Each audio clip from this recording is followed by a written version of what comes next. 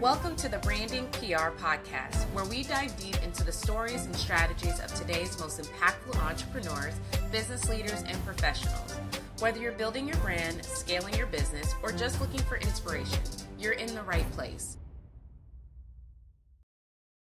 All right, y'all, let's talk about the denim drama that's got Wall Street buzzing, TikTok debating, and PR pros like me taking notes. When American Eagle dropped their Sydney Sweeney Great Jeans / Great Jeans campaign, the internet did what it always does. Turned a cheeky pun into a full-blown culture war. On one side, stocks spiked and memes went viral. I'll give it that. But on the other hand, accusations of eugenics undertones, political grandstanding, and a whole lot of what were they thinking, started to fly. And rightfully so. So today I'm breaking it down from a crisis comms lens. What American Eagle got right from their response, why Sydney Sweeney's silence was actually pretty strategic, and what every brand should learn about navigating marketing in an era where everything can be and will be politicized. So grab your coffee or your skinny jeans, whichever brand you choose, and let's get into it. All right, so just to give you a little bit of background, right? So American Eagle unveiled its Sydney Sweeney Has Great Jeans campaign featuring the pun between jeans and jeans. And it was largely, I can't say that. I can't say largely influenced, but you can tell there was some influences by this commercial in the 80s from Calvin Klein. Yes, I got it right. I was going to say, oh crap, I said it wrong. Calvin Klein ads, and specifically it was the Brooke Shields ads at that time that kind of played on the jeans and jeans, i.e. genetics, right? So you could see that in this campaign, it definitely drew some inspiration from that and used that same approach within this campaign. And this dropped July of 23rd. So it was a summer campaign for jeans. All right. So that's where we start. Now, initially, the company's stocks were soaring. They said roughly it's about 10% up. I think it was up to almost 23% with conservative endorsements. And there was a lot of conversation that spiked just across meme stock, as we'll call it. And specifically within those forums and those spaces where discussions were happening, like it peaked. And justifiably so. It was kind of this is what we're doing in this campaign. We're going to really throw in the gene thing right now. It's such a controversial and politically, what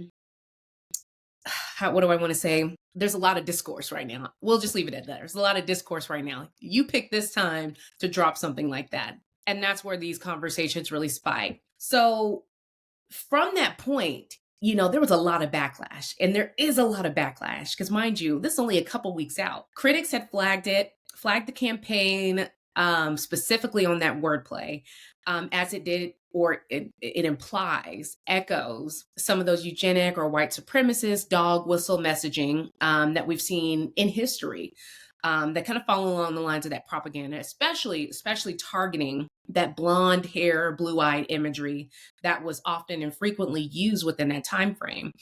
And of course, the academics got to get involved, the scholars got to get involved, and academic scholars and voices like Sayatani Dasgupta, make sure I'm pronouncing the name correctly, called it imbued with eugenic messaging. And this was across the board. So the backlash was intense. The backlash intensified over the last couple of weeks with many, many people, many public figures, many leaders coming out and pretty much stumping it and saying this is wrong, right? And then, of course, we got to talk about the data. There was a data fallout with this. Their foot traffic, and I think this was just reported, their foot traffic actually went down by about 9% based on a year over year in early August, at the start of August, following about 2 consecutive weeks of declines post-launch. So to sum that up in the best way, sales declined shortly after the campaign, and in a way that it was notable, and in a way that data-wise, it shows the progressive decline shortly thereafter, despite the initial peaks and interest as the campaign initially came out. And then, of course, social media. There's a lot of momentum.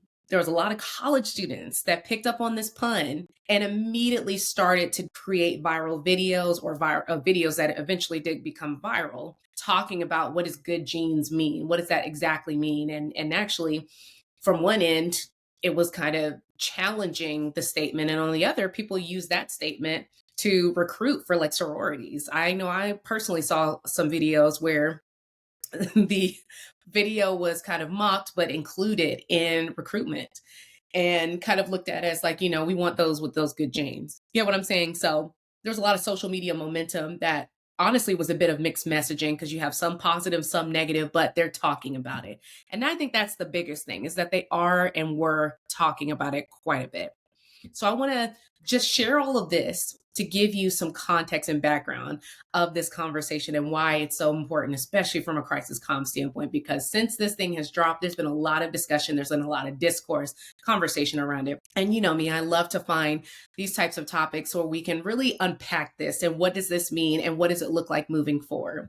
So let's get into the analysis, right? Because this is very much a crisis comm situation, especially when you have dollars dropping as a result of this campaign drop, this PR campaign drop, as we'll kind of mention it. And that's something that we want to explore a little bit further. So I first want to start with just the initial response strategy and approach that was used. So American Eagle, with all the things that happen, the discourse online, the viral videos, the feedback from their peers and all of that good stuff, their response, which they shared on Instagram, they kept it very clear, concise, and just pretty much put it off to the product. Campaign is about the product, and specifically, I'll read it out. The campaign is and always was about the jeans. Her jeans, her story. Great jeans look good on everyone. Period. Point blank. That's what they share. So very clear, very concise. I do like that in the messaging that they avoided trying to over apologize. They really just redirected the focus back to confidence and the product itself. And actually showed some restraint in this rather than being defensive. But there was also the other side of this where it did kind of give the feel of we're just going to deflect. All right, if all else fails, let's deflect. And with a statement like this, where you're not even really addressing the real controversy behind it, because let's just be honest. Can we be honest? As I mentioned before with the influences, clear influences from the Calvin Klein ads in the 80s, where they did play on that genes, i.e. genetics, it's very clear you all were inspired by it. It's very clear that this particular campaign was somewhat inspired by it. Don't know 100% if it was, but it's clear it appears that it was inspired by this. But that being said, the controversy is somewhat warranted. I think we know what we're doing when we're putting something out there that is going to stir the pot a bit. We know what we're doing when we put out something that, it's a little shaky. And then especially in an environment and a time where people are very sensitive to certain statements like this and can quickly, i.e. because of the internet, can quickly connect the dots between statements and history and what has been used in these statements to imply certain messaging. So say all that to say, while I really like the statement, the initial response at least, that they focused specifically on the product, I do think it was more of a deflection, which is unfortunate because there could have been a real opportunity to address, the concerns that people have, especially when we're starting to get into almost the weeds, I would say, of history and eugenics and those kind of claims. Maybe not directly addressing that, but certainly addressing in some clear and concise way that you embrace the diversity of people and that this is about the genes. And it could be the pretty gene. It could be something that is a little bit more, I guess, attainable, more accessible to people as opposed to a very specific and very niche person that can only fit into this bubble, if that makes sense. Okay. So like the statement, don't love the statement. Could have very much not given the vibe that we're deflecting because it very much was deflecting on the real concerns and feedback that many shared. All right.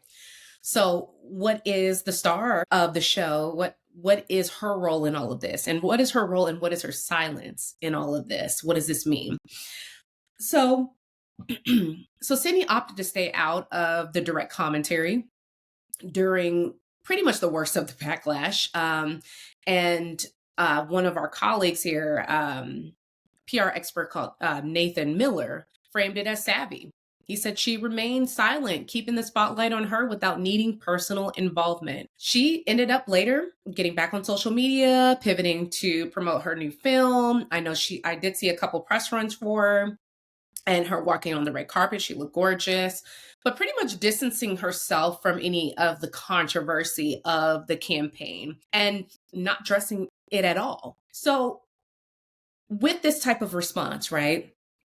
I think it was effective at this time, if you want to call it. I think it is effective at this time. Here's why. Because number one, she was paid to do a job. Let's just start there. We send the clients out, they do the thing, and then out we go. The deeper meanings behind things, the focus, the topic, all of that good stuff, that's something that you have to really direct that energy back to the brands, because at the end of the day, it goes through several hands before it gets to the talent, right? They're here to do a job. And yes, there is the rabbit hole of morals, responsibility, integrity, all of that other things in character.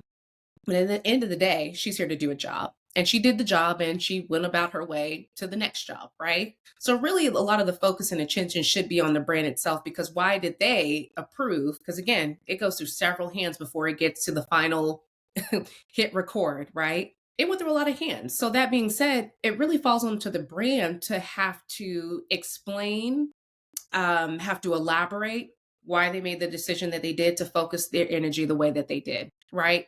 Not so much the talent. The talent is honestly, at least in my purview, and this is again just being a publicist for 15 years, working with public figures, brands, clients across the country. I'm looking at it from a perspective of they're just here to do the job, and that's it. Now, any of the additional, it really is going to fall onto the brand more so, right? That's just in my purview, and just in my experience. This is a brand issue, right? Because they had to approve all of this to get to this point.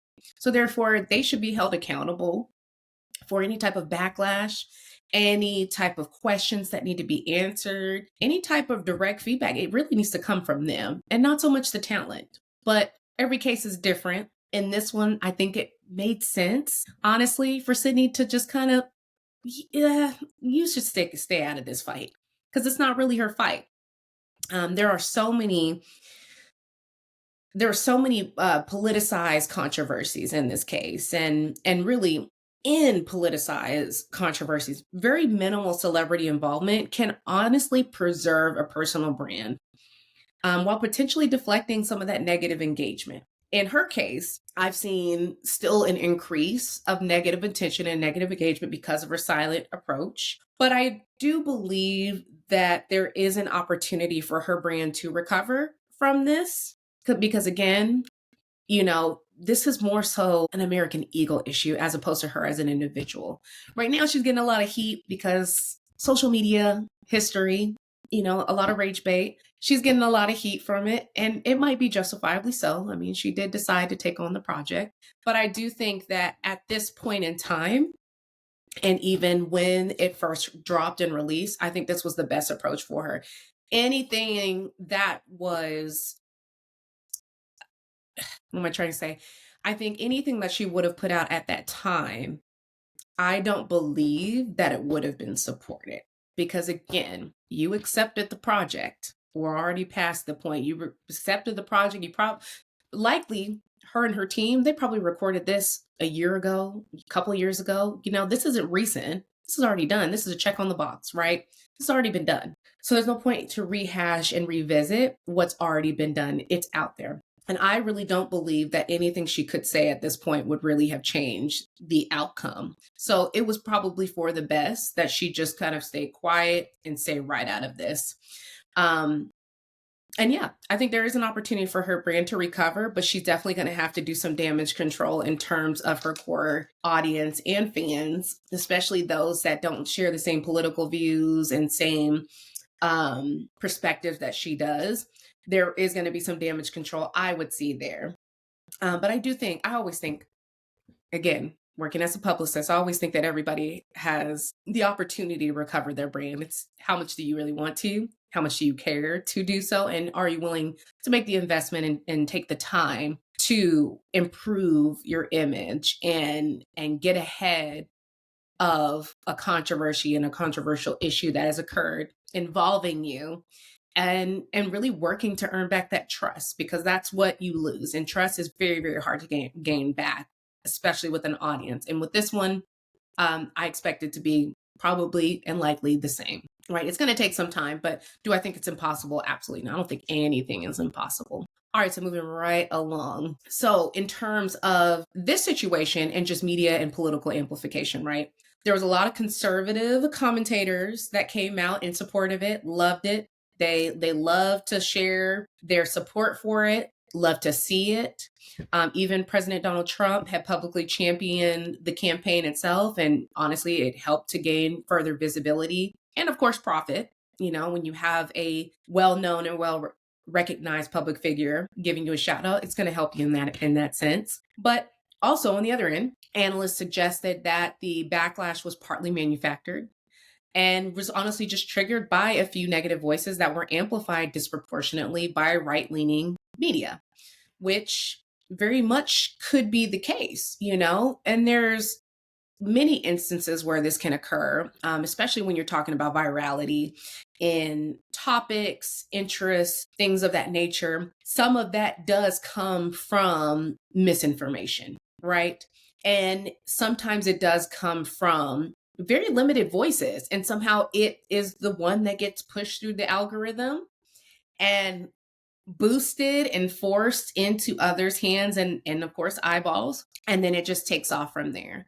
So it could very well be the case. I wouldn't be surprised if that was the situation that occurred here, because it's not unheard of. These things do happen.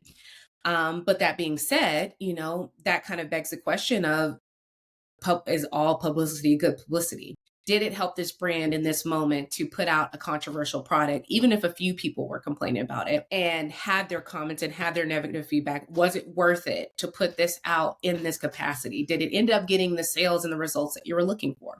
I think the biggest takeaway in this, when we're talking about media and political amplification, is that in today's polarized media landscape, very, very polar, deeply polarized media landscape, seemingly sector limited critiques can balloon. They can balloon into national cultural wars, and brands must navigate that carefully. You have to be very, very clear and very concise in terms of your messaging, as well as your strategic plan in comms of what it is you're going to do in this instance if this does occur, right? And this isn't something that is a reactive. This is being proactive. You need to already have a plan. Whenever you're building out campaigns like this is why it's so important. And I know I've spoken about this in other episodes about the importance of DEI and specifically having diverse perspectives in the room.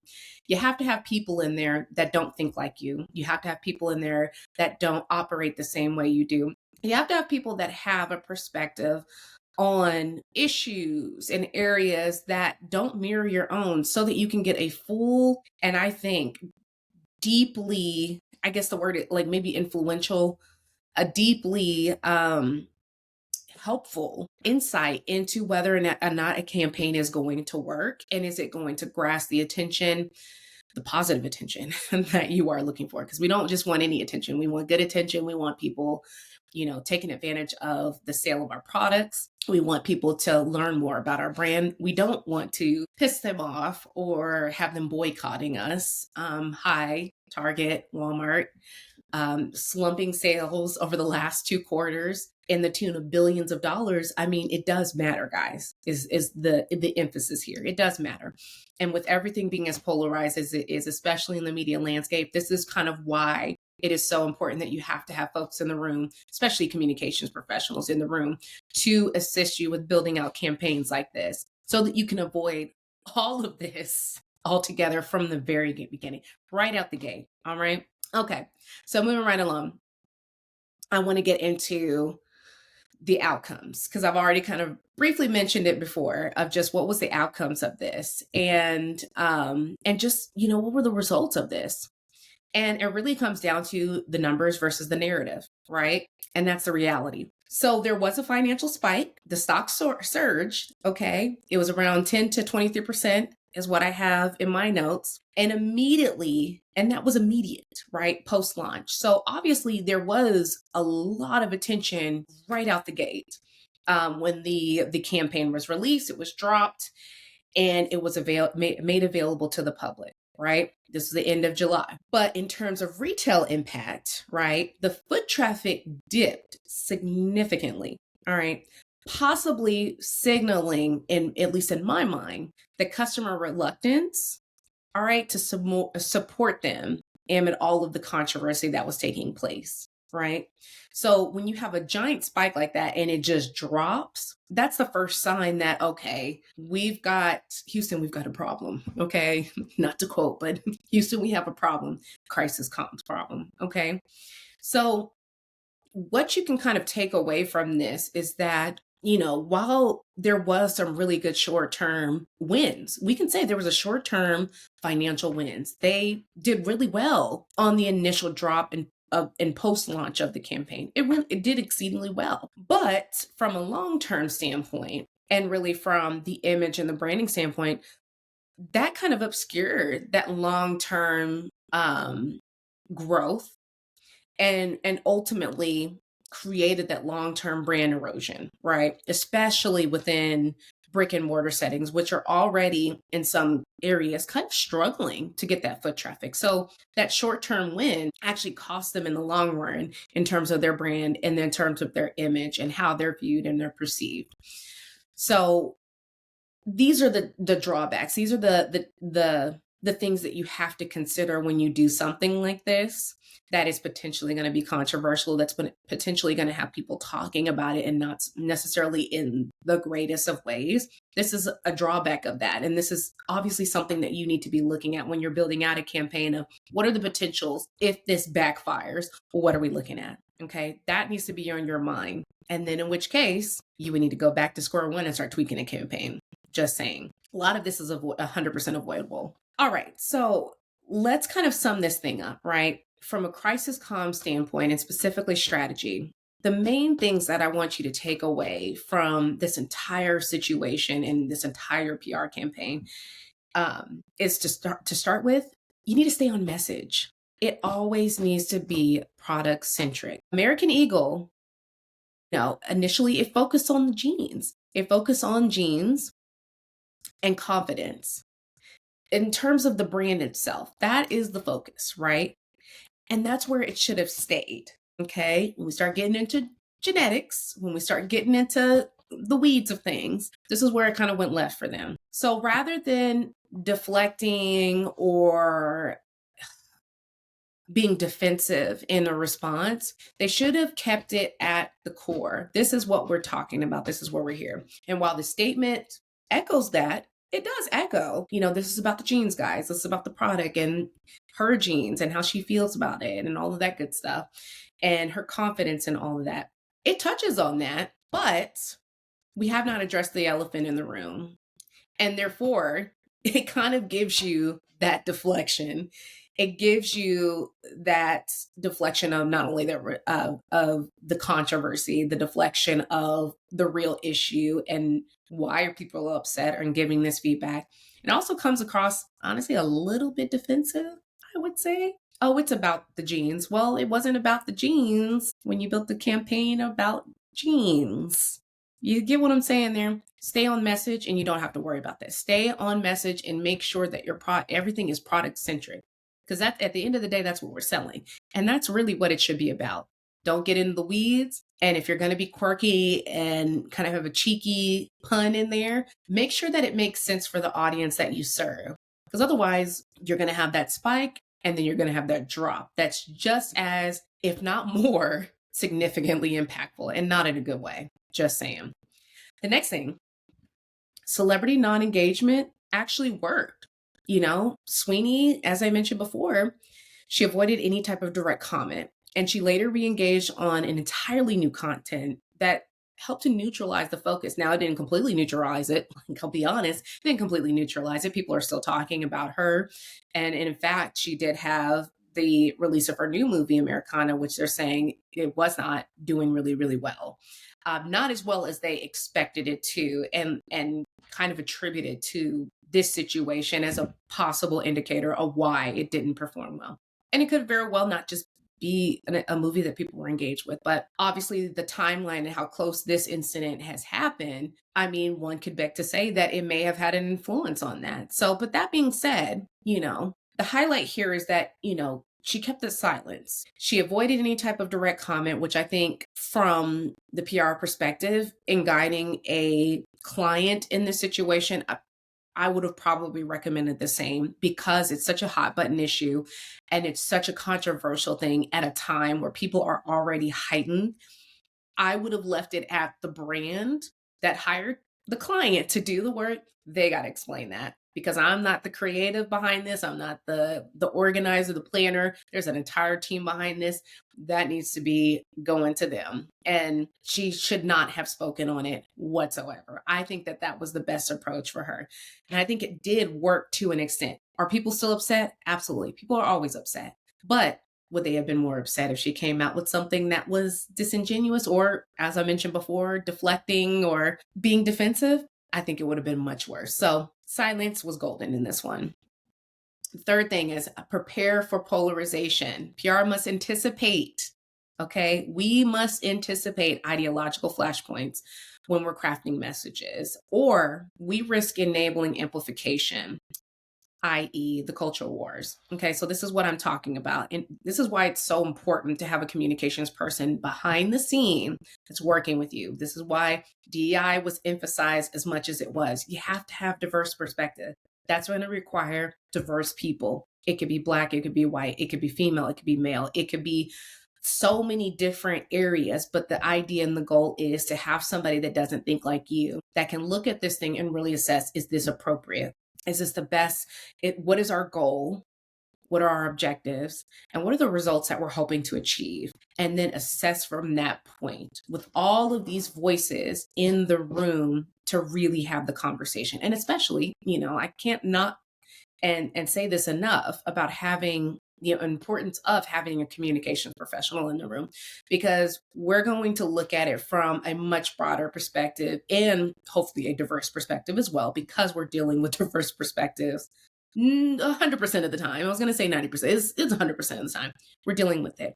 So having a comms person in the room, I think, is equally as important as someone with a diverse perspective as well. And many people with diverse, not just one, many people with diverse perspectives that can add value and give you some oversight so that you can avoid situations like this and be prepared for potential polarization, because of the environment we're in now and the landscape, the media landscape that we're in now.